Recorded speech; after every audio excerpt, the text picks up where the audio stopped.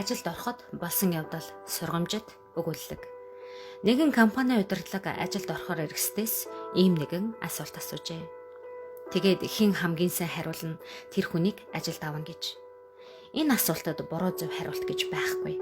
Зүгээр л тухайн асуултад хэрхэн яаж хариулах нь гол ажээ.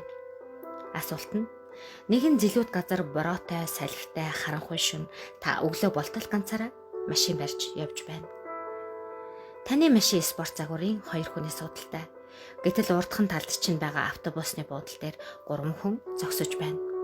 Эхний хүн эмч урд нь таныг зүрхний шигдээсээр ам өргөтгөөс чинь аварч байсан. Хоёр дахь хүн бол хөвшин бас хүүтэн бороотод бараг л хөлдөж өгөх гэж байгаа нэгэн. 3 дахин таны дурлсан, хайрлсан, хайртай болсон, үргэлж танилцахыг хүсдэг байсан тэр хүнтэй.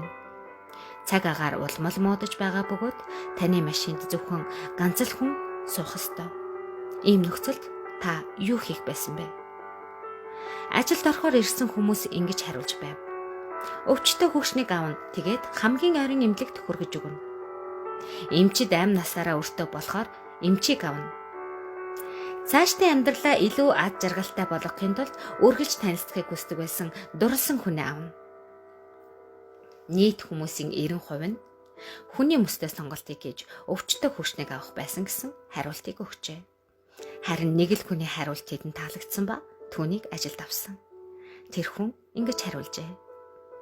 Машинаасаа буугаад эмчид машиныхаа төлхөөрийг өгнө. Эмч хөгшин хүнд тусалж эмнэлэгт хүргэнэ.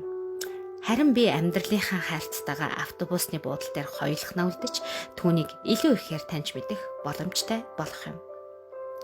Заримдаа бидний бодол санааны цар хүрээ хитрхи давчуу альбаг нэг л өнцгөөс хардаг. Илүү сайн шийдвэр үргэлж байдаг. Харин үүнийг олох нь та бидний үүрэг юм.